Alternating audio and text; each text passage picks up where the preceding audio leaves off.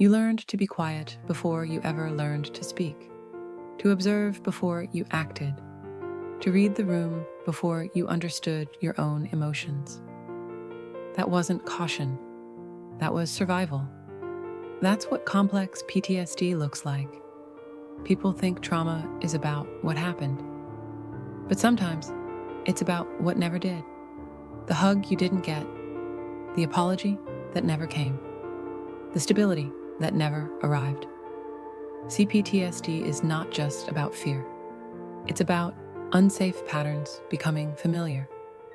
It's walking through life feeling like the ground might give out at any moment, even when everything looks fine.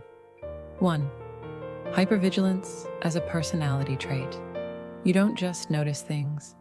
You scan every tone, every shift, every silence. You catch micro-expressions before people realize they're making them. You're not overthinking, you're pattern matching, because your brain was trained to predict danger before it struck. You became skilled at anticipating pain, so it wouldn't catch you off guard. People call you intuitive, empathic, observant. But the truth is, you were just scared, and your nervous system never unlearned it. 2.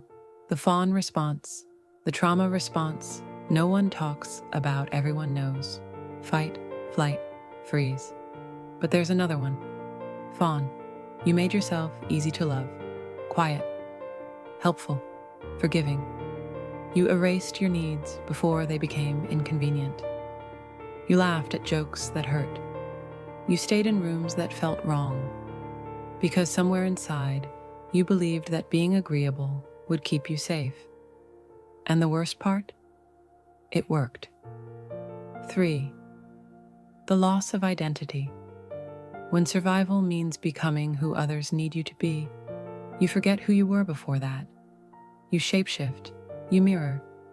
You become the good one, the reliable one, the peacemaker.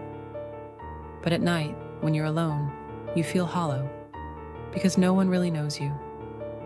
And maybe you don't either. 4.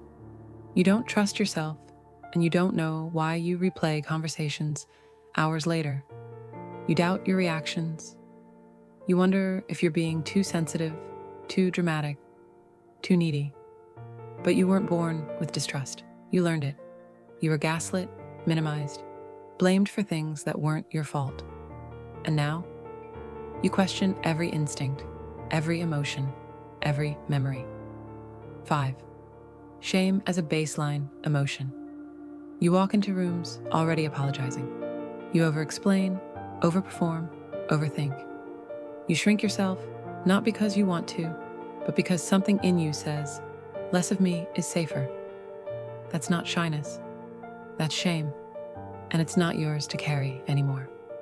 6. The body remembers. Even when the mind forgets. Your stomach aches for no reason. Your chest tightens when someone raises their voice. You sleep, but you don't rest. CPTSD doesn't just live in your thoughts, it lives in your body. The tension, the fatigue, the dissociation. It's not weakness. It's your nervous system still running fire drills long after the fire's out. 7. Love feels like a threat. You crave connection, but the moment it gets close, you pull away. You say you're protecting yourself, but deep down, you're terrified of being seen. Because what if they don't like what they find? You were taught that love was conditional, earned, withdrawn, dangerous. So now you confuse chaos with chemistry, and peace feels suspicious. 8. Healing isn't linear. Some days you'll feel strong. Some days you'll unravel. Sometimes the progress will feel invisible. But healing from CPTSD isn't about going back to who you were.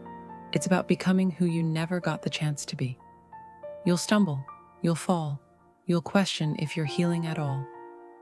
But trust this, every time you choose gentleness over judgment, every time you pause instead of push, every time you speak instead of silence, you are breaking cycles older than you.